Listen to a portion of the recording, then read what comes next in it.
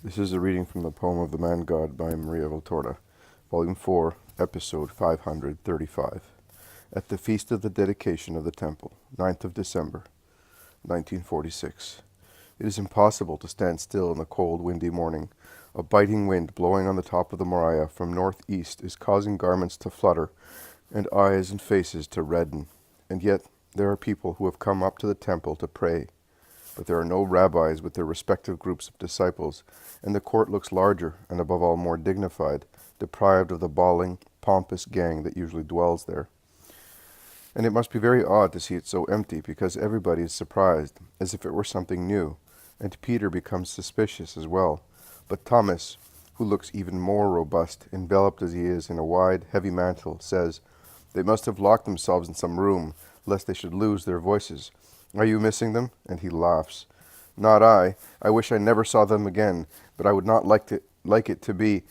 And he looks at the Iscariot, who is silent, but when he is aware of Peter's glance at him, he says, "Actually, they promised not to trouble us any more, unless the Master should scandalize them. They will certainly be watching us, but as one here sins or offends, they are not. But as no one here sins or offends, they are not showing themselves.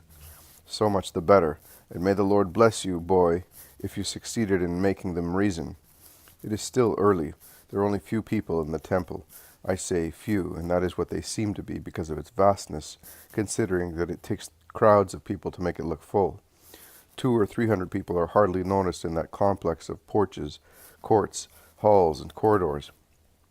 Jesus, the only master in the vast court of the Gentiles, is walking up and down, speaking to his disciples and to the other ones he already found in the enclosure of the temple. He replies to their objections or questions. He clarifies points that they are not able to clarify themselves and to other people. 2 Gentiles come. They look at him and go away without saying anything. 2 employees of the temple pass by. They look at him, but they do not say anything either. Some believers approach him. They greet him and listen to him, but they are still few. "Are we staying any longer?" asks Bartholomew. "It is cold and there is nobody, but it is pleasant to be here so peacefully." "Master, today you really are in the house of your father, and as the landlord," says James of Alphaeus, smiling, and he adds, "This is what the temple must have looked like in the days of Nehemiah and the wise, pious kings." "I think we should go. They are spying upon us from over there," says Peter. "Who, Pharisees?" "No, those who passed by previously, and others. Let us go away, master. I am waiting for some sick people. They saw me come into town, and the news must have spread already. They will come when it is warmer. Let us stay at least until 1/3 of the 6th hour, replies Jesus, and he resumes walking backwards and forwards to avoid standing still in the biting air. In fact, shortly afterwards, when the sun tries to mitigate the effects of the north wind, a woman comes with a sick girl and asks Jesus to cure her. Jesus contents her. The woman lays her offering at Jesus' feet, saying, "This is for other children who are suffering." The Iscariot picks up the money. Later, they bring on a litter an elderly man whose legs are diseased, and Jesus cures him. The third to come is a group of people who ask Jesus to go outside the walls of the temple to drive a demon out of a girl whose rending cries can be heard even in there. And Jesus sets out behind them, going out into the street that takes one to town. Some people, among whom there are foreigners, have gathered round those who are holding the young girl, who is frothing at the mouth, writhing and rolling her eyes. She is uttering all sorts of coarse words, and the more Jesus approaches her, the more she utters them, and the more she struggles. 4 young, sturdy men are holding her with difficulty, and with insults she utters cries, recognizing the Christ, and anxious entreaties of the Spirit possessing her not to be driven out. And she monotonously repeats also some truths. "Away! Don't let me see that cursed one! Go away! The cause of our ruin! I know who you are! You are the Christ. You are no other oil anointed you, but that from up there. The power of heaven covers and protects you. I hate you! Cursed one! Don't expel me. Why do you drive us out? And you do not want us, whilst you are keeping close to yourself a legion of demons in one man only. Don't you know that the whole of hell is in one man only? Of course you know. Let me stay here, at least until the hour of..." His words stop at times as if they were choked. At times they change, or they stop first, and then they are drawled amid cruel howls. as when she shouts, "At least allow me to go into him. Don't send me down into the abyss. Why do you hate us, O Jesus, Son of God? Are you not satisfied with what you are? Why do you want to rule over us also? We do not want orders. Why have you come to persecute us, since we denied you? Go away! Don't pour the fire of heaven upon us. Your eyes, when they become extinguished, we will laugh. No, not even then. You defeat us. You defeat us. May you be cursed, and your Father who sent you, and he who proceeds from you, and is you. Ah!" The last shout is really dreadful. The howl of a creature being slaughtered with a murderous sword, piercing it slowly, and it is brought about by the fact that Jesus, after interrupting the words of the possessed girl several times by means of a mental order, puts an end to them by touching the forehead of the girl with his finger, and the shout ends in a frightful convulsion until, with a loud noise resembling a guffaw and the howl of a wild beast in a nightmare, the demon leaves her shouting, "But I'm not going far!" Ha ha ha! Immediately followed by a sharp crash like that of a thunderbolt, although the sky is perfectly clear. Many people run away in terror. Many crowd even closer to watch the girl, who has calmed down all of a sudden, collapsing into the arms of those supporting her. She remains thus for a few moments. Then she opens her eyes. She smiles. She realizes that she is among people with no veil on her head and face. She lowers her head to conceal it by raising her arm against her face. Those who are with her would like her to thank the Master, but he says, "Do not disturb her modesty. Her soul is already thanking me. Take her home to her mother. It is the right place for a girl." And leaving the people behind him, he goes back to the temple, to the same place as before. "Lord, did you notice that many Judeans followed us? I recognize some of them.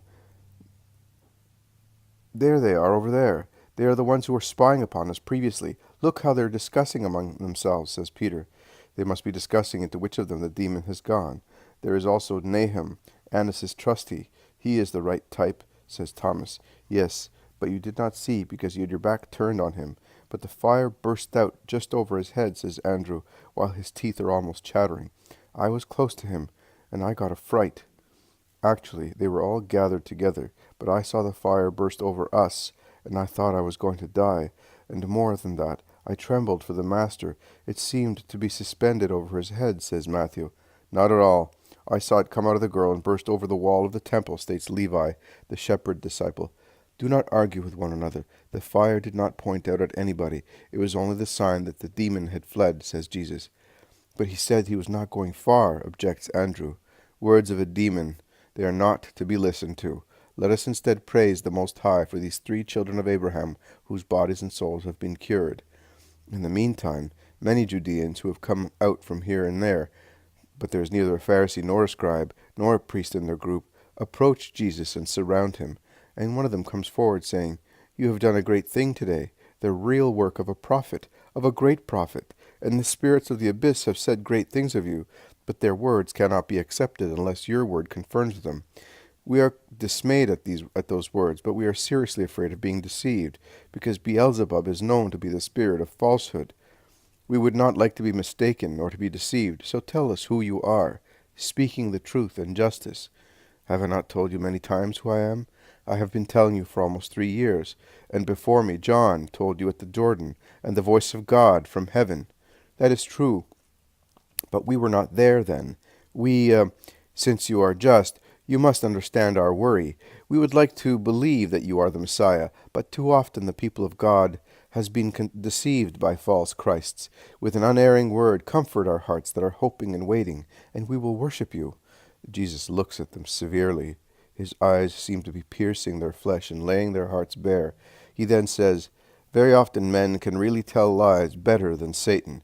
No, you will not worship me. You never will, no matter what I tell you.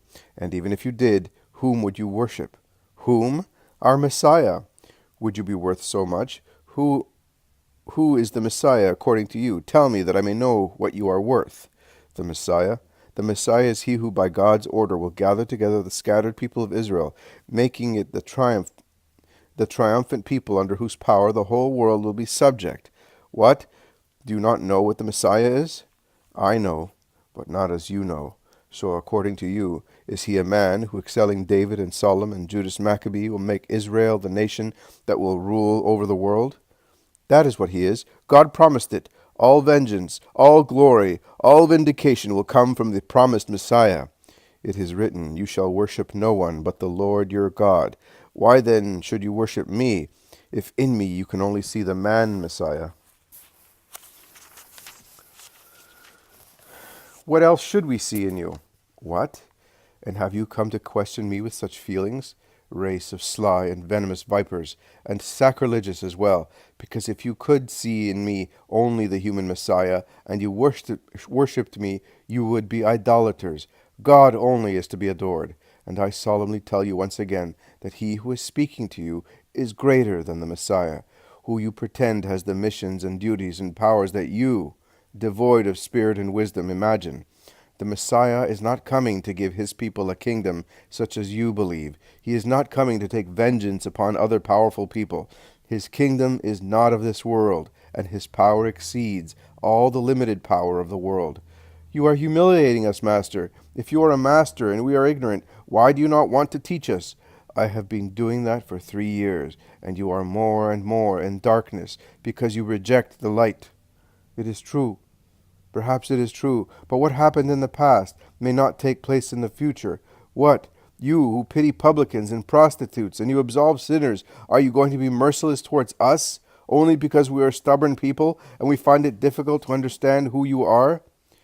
It is not that you find it difficult.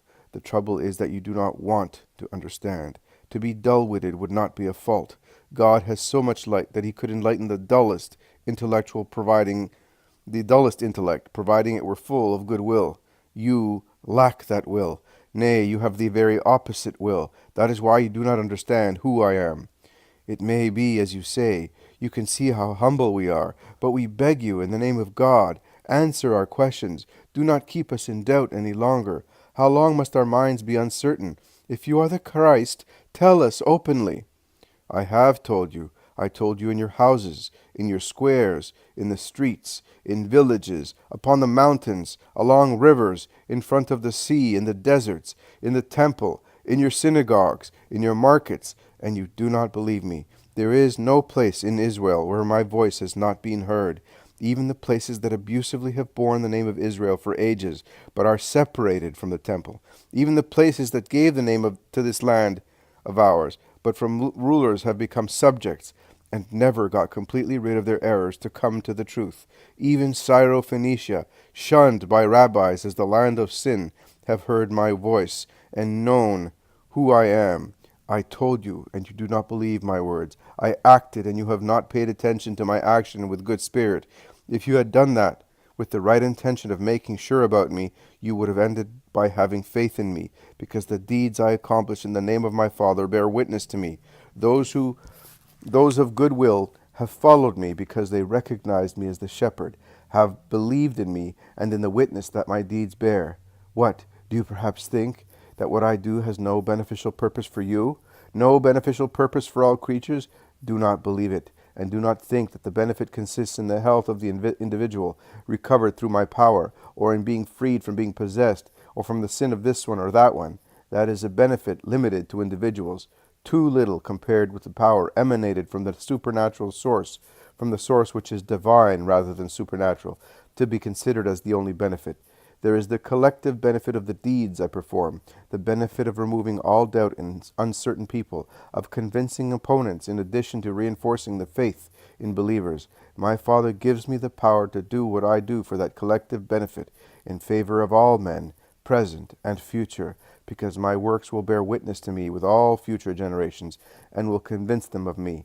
Nothing is done in the works of God without a good purpose. Always bear that in mind. Meditate on the truth. Jesus stops for a moment. He gazes at a Judean who is standing with his head lowered, and then he says, You who are so pensive over there, you with the tunic the shade of ripe olives, you are wondering whether even Satan has good purposes. Do not be foolish in order to oppose me and find errors in my words. My reply to you is that Satan is not the work of God, but of the free will of the rebellious angel. God had made him his glorious minister, and thus had created him for a good purpose. Now, Speaking to your own ego, you are saying, then God is foolish, because he gave glory to a future rebel and entrusted his will to a disobedient angel. I reply to you, God is not foolish, but he is perfect in his thoughts and deeds. He is the most perfect one. Creatures are imperfect, even the most perfect ones. There is always a point of inferiority in them, as compared with God. But God, who loves them, has granted them free will, so that through it the creature may be perfected in virtue, and thus become more like God Father. And I also tell you, O mocker and shrewd seeker of sin in my words, that God draws a good purpose also from evil brought about voluntarily, that of making men possess a glory they deserved. The victories over evil are the crowns of the chosen ones. If evil could not give rise to good consequences for people full of goodwill, God would have destroyed it, because nothing in creation must be completely devoid of incentives or good consequences. Are you not replying to me? It is hard for you to have to admit that I read your heart, and I defeated the unfair elations of your twisted thought. I will not compel you to do so. In the presence of so many people, I will leave you to your own pride.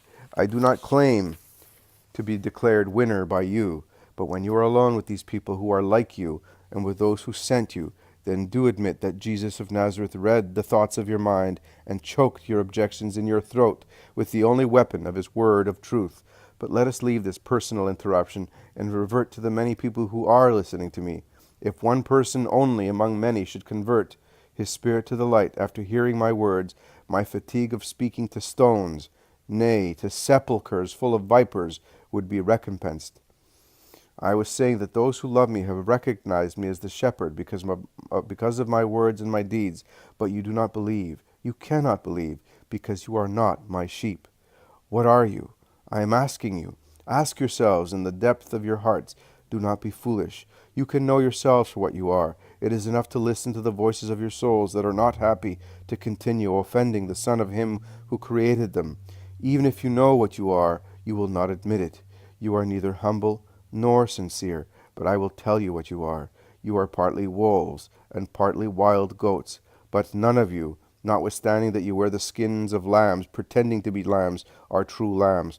Under the soft white fleece you have all the cruel colors, the pointed horns, and the fangs and claws of billy goats or wild beasts, and you want to remain such, because you delight in being such, and you dream of ferocity and rebellion. That is why you cannot love me, and you cannot follow and understand me. If you come into the flock, you do so to do harm, to cause sorrow, and to create disorder. My sheep are afraid of you. If they were like you, they should hate you, but they are not capable of hating. They are the lambs of the Prince of Peace, of the Master of Love, of the merciful Shepherd, and they cannot hate. They will never hate you, as I will never hate you. I leave hatred to you, as it is the wicked fruit of the treble concupiscence with the unrestrained ego and the animal man, who lives, forgetting that he is also a spirit, besides being flesh.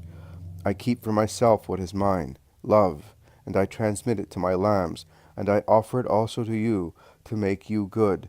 If you became good, you would understand me, and you would belong to my flock like the others who are already in it. We would love one another. I and my sheep love one another.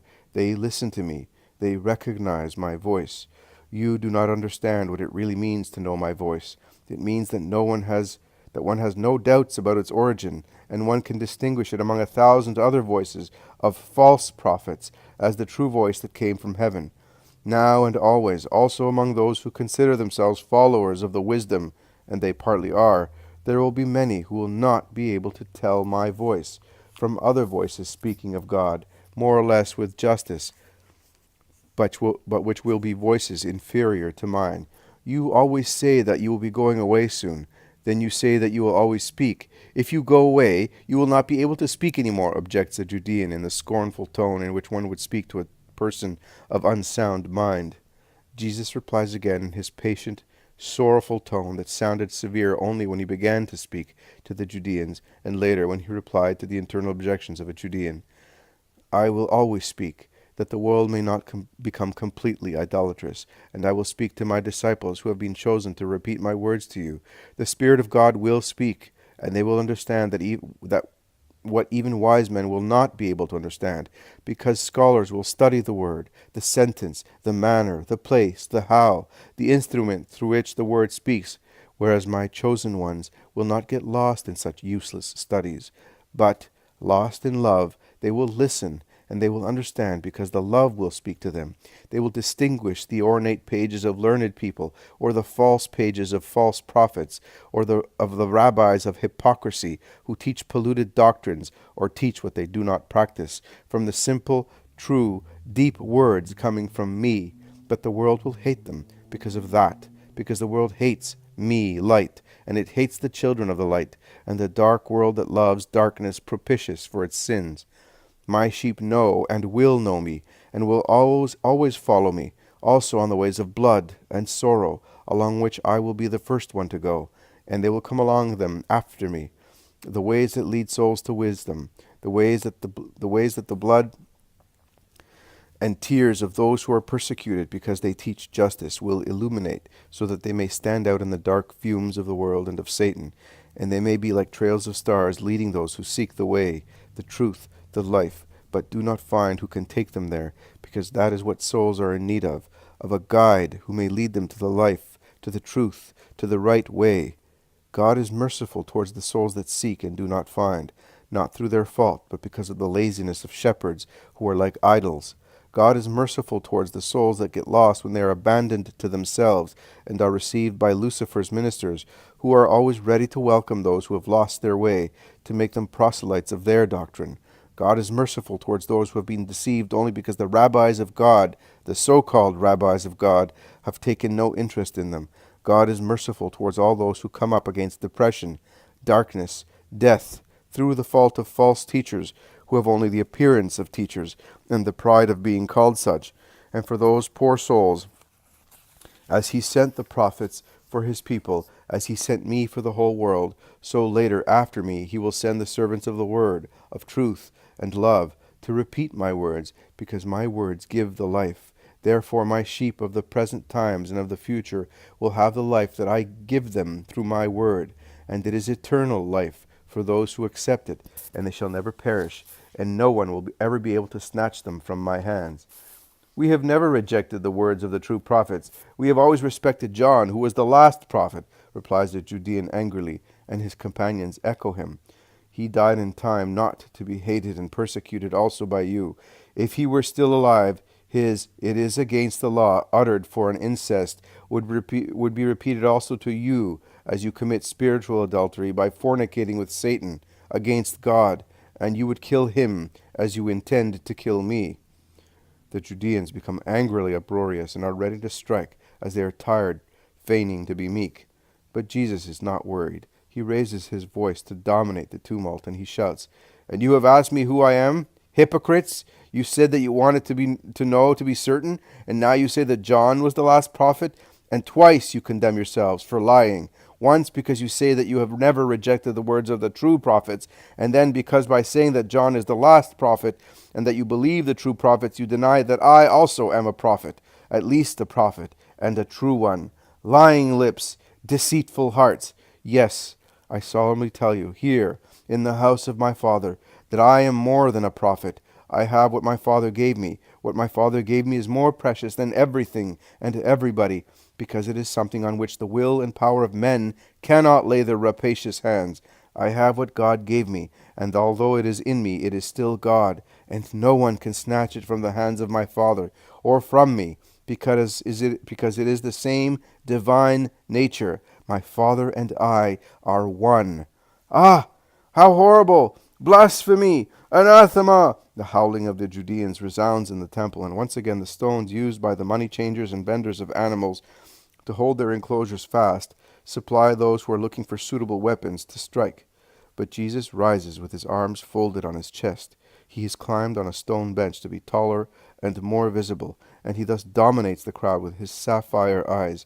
He dominates and darts piercing glances at them. He is so solemn that he paralyzes them. Instead of throwing the stones, they drop them or hold them in their hands, no longer daring to throw them at him. Also their shouting subsides in a strange bewilderment. It is really God flashing in his Christ. And when God flashes thus, even the most arrogant man becomes mean and frightened. I wonder what mystery is concealed in the fact that the Judeans could be so cruel on Good Friday. What mystery there was in the fact that the Christ lacked that power of domination on that day. It was really the hour of darkness, the hour of Satan, and they were the only ones who reigned. The divinity, the paternity of God had abandoned the Christ, who was nothing but the victim. Jesus remains thus for a few moments. He then resumes speaking to that corrupt and pusillanimous rabble that has lost all arrogance, seeing only a divine flash. Well, what do you want to do? You asked me who I was. I told you. You became furious. I reminded you of what I have done. I have shown you and reminded you of the many good deeds coming from my Father, and accomplished with the power given to me by my Father. For which of those deeds are you going to stone me?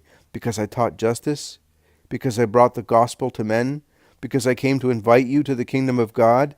Because I cured your sick people, making the blind see, the paralytic walk, the dumb speak? Because I freed those who were possessed? I raised the dead. I assisted the poor. I forgave sinners. I loved everybody, also those who hate me, you and those who sent you. So, for which of these deeds do you want to stone me? It is not because of the good actions you have done that we want to stone you, but because of your blasphemy, because you who are a man are making yourself God. Is it not written in your law, I said you are gods and children of the Most High? Now if God called gods those to whom he spoke, giving an order to live so, that the likeness and image of God existing in man may appear clearly, and man may not be a demon or a brute, if men are called gods in the Scriptures, all inspired by God, whereby they cannot be modified or cancelled according to the will and interest of man, why do you say to me that I blaspheme? I whom the Father consecrated and sent to the world, because I say I am the Son of God. If I did not work the deeds of my Father, you would be right in not believing me, but I do them, and you do not want to believe me. Believe at least those deeds, so that you may know and acknowledge that the Father is in me, and that I am in the Father. The storm of shouts and violence begins all over again, and is louder than previously. From one of the terraces of the temple, on which priests, scribes, and Pharisees were certainly concealed to listen, many voices shout, Get hold of that blasphemer! His sin is now a public one. We have all heard him. Death to the blasphemer who proclaims himself God. Punish him as you punish the son of Shelomith of Dibri. Take him out of town and stone him. It is our right. It is written, He who blasphemes must die.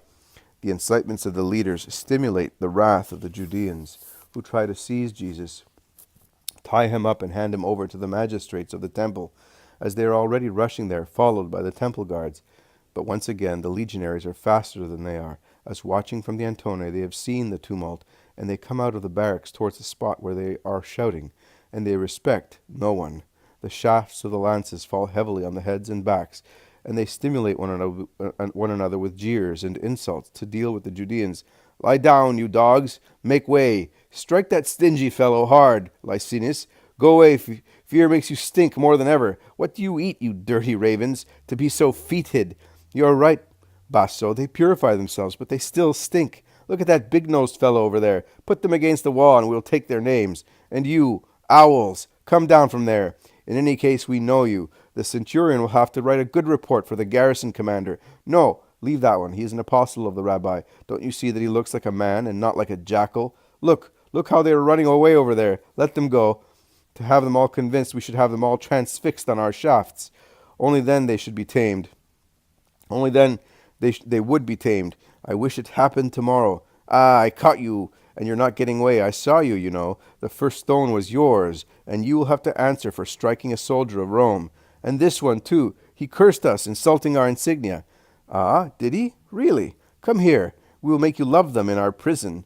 And so, charging and sneering, catching some and putting some to flight, the legionaries clear the vast court. But only when the Judeans see two of them being arrested, they reveal themselves for what they really are, real cowards. They either run away making a din like hens that see a hawk flying down towards them, or they throw themselves at the feet of the soldiers, imploring mercy with revolting servility and flattery. A non-commissioned officer whose calf to whose calf an old wrinkled man clings, one of the fiercest against Jesus, calling him noble and just, gets rid of him with a vigorous jerk that makes the Judean tumble 3 steps backwards, and he shouts, "Go away, you old stingy fox!" And addressing one of his companions, showing his calf, he says, "They have nails like foxes and slaver like snakes.